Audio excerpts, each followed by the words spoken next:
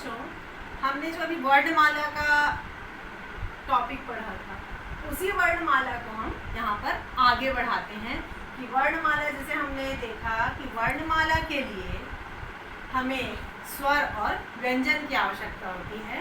स्वर और व्यंजन दोनों से मिलकर ही हमारी वर्णमाला बनी हुई होती है। तो यहाँ पे हम देखते हैं, हमने यहाँ पे स्वरों और व्यंजनों को अलग अलग लिख दिया। यहाँ पे हम काउंट कर लेते हैं। चलिए, जो हमारे स्वर हैं वो 1 2 3 4 5 6 7 8 9 10 11 और 12, मुख्य रूप से 12 स्वर हैं, जो कि अ आ इ ई उ ए ऐ ओ औ अम और आ, ये 12 हमारे स्वर हैं। व्यंजन को हम यहाँ पर देखें तो इसको भी हम गणना कर लेते हैं।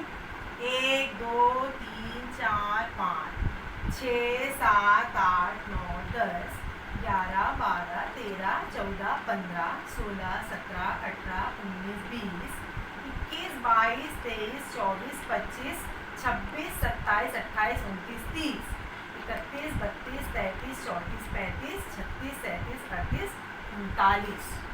तो यहाँ पे 39 हमारे क्या हैं? व्यंजन। तो इस प्रकार से हमने देखा कि कुल हमारे जो वर्णमाला है उसमें कुल 52 अक्षर हैं। यहाँ पे ये जो री है इसको भी मात्रा के रूप में प्रयोग किया जाता है, परंतु मुख्य मात्राएं हम 12 ही पढ़ते हैं। लेकिन जब हम वर्णमाला पढ़ेंगे तो 52 अक्षरों में यह री भी शामिल है। अब हम देखते हैं कि स्वर को स्वर क्यों कहा जाता है और व्यंजन को व्यंजन क्यों कहा जाता है।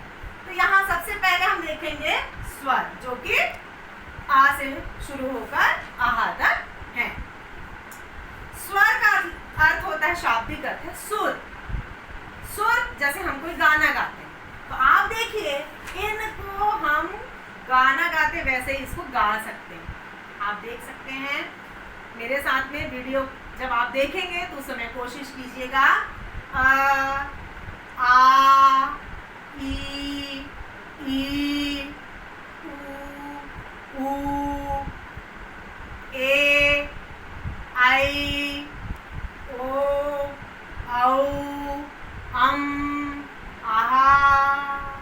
तो जिस प्रकार से सुर संगीत हम पढ़ते हैं उसमें सुर जानते हैं ना, तो वैसे ही इनको हम गा सकते हैं सुर में। और सबसे बड़ी बात है कि इसके उच्चारण को जब आपने किया होगा कभी भी, तो इसके उच्चारण के लिए, स्वरों के उच्चारण के लिए हमारे मुख के किसी भाग की जरूरत नहीं होती, किसी भी भाग की आवश्यकता नहीं होती। स्वरों का जो उच्चारण है वो हमारे कंठ से होता है, गले से होता है। तो ये 12 स्वर अलग कर दिए गए। अब उसके बाद हम आ जाते हैं व्यंजनों पे। तो ये व्यंजन है, इनको भी अलग अलग खंडों में बांटा गया है। वो आगे और पढ़ेंगे कि किस प्रकार से गणों में इनको विभक्त कर दिया गया। अलग गण है, जैसे क वर्ण, च वर्ण, ट वर्ण, त वर्ण, प वर्ण, य वर्ण। इस प्रकार से इनको अलग अलग वर्ग में विभक्त कर दिया है, उसको मैं आगे आपको बताऊंगी। तो यहाँ पे ये जैसे है का, खा, ग, घ, आप इसको पढ़ के देखेंगे तो अगर आप अपनी जीभ पकड़ ले या ओठ पकड़ ले या दांत ऊपर एकदम कर ले तो आप इन व्यंजनों का उच्चारण बिल्कुल भी नहीं कर पाएंगे। जैसे आप क वर्ग के अक्षरों का जब आप उच्चारण करते हैं तो क, ख, ग, घ, अंग, अगर आप अपनी जीभ पकड़ ले तो इनका उच्चारण नहीं करते। उसी प्रकार से च, छ, ज, झ, ञ, तो आपकी जो जीभ है वो नीचे वाले दांत पे जाके टच हो रही है। ट, ठ, ड, ढ, ण, ऊपर वाले तालू पे टच हो रही है। त, थ, द, ध, न, सामने दोनों जो ऊपर नीचे वाले जो दांत हैं उन दोनों में टच हो रही है। प, फ, ब, भ, म, तो ये ओष्ठा भी कहते हैं, ओठ को टच हो आपस में जुड़ने से ये अक्षरों का उच्चारण हो पा रहा है। तो इनके उच्चारण में हमने देखा कि किस प्रकार से इनका अंदर का भाग है, जैसे दांत है, जीभ है या तालु है, ये ना रहे तो इनके उच्चारण में हमें परेशानी होगी। आप जैसे किसी गूंगे व्यक्ति को कभी देखे होंगे जो बोल नहीं पाता है उसको, तो आप देखेंगे कि वो ये वो आसानी से कर लेता है। वो जब कुछ बोलेगा अपने मुंह से तो वो आ ई ऊ ऐसे करके बोलता है, लेकिन वो इन्हीं का उच्चारण, ये का से लेकर के श्रा का उच्चारण वो नहीं कर पाता। क्यों? क्योंकि परेशानी उसकी जीभ में हो। अर्थात व्यंजनों के उच्चारण के लिए हमको सबसे पहले जीभ की जरूरत है और उसके पश्चात हमें दांत और तालु की जरूरत होती है। ठीक है, अब हम यहाँ पे व्यंजन को समझने के लिए या व्यंजन के उच्चारण को समझने के लिए या इसे व्यंजन क्यों कहा गया ये समझने के लिए आगे और उदाहरण देते हैं। तो यहाँ देखिए, जैसे मैंने लिख दिया है, व्यंजनों के उच्चारण के लिए जीभा, दांत, ओष्ठ, तालु आदि की आवश्यकता होती है। इसी को हम और दूसरे तरीके से समझते हैं कि व्यंजन को हम अलग तरीके से समझ सकते हैं। जैसे हमारे घरों में विभिन्न प्रकार के भोजनों को भी व्यंजन कहा जाता है। घर में जो हम खाना पकाते हैं, भोजन पकाते हैं, तो उसमें भी जब अलग अलग प्रकार के भोजन पकाते हैं तो हम उसको क्या कहते हैं? व्यंजन कह देते हैं। और व्यंजनों को खाने के लिए भी जीभ, दांत, ओठ की आवश्यकता होती है। तो वो जो पकवान भी कहा जाता है व्यंजनों को। तो इन व्यंजनों को, जैसे मान लीजिए आपके घर में समोसा बना, बड़ा बना, भजिया, कढ़ी बन गई, खीर बन गए, रसमलाई या कोई भी मिठाई बनी, तो ये सब व्यंजन कहलाते हैं। और इनको जब आप खाएंगे तो कब खाएंगे?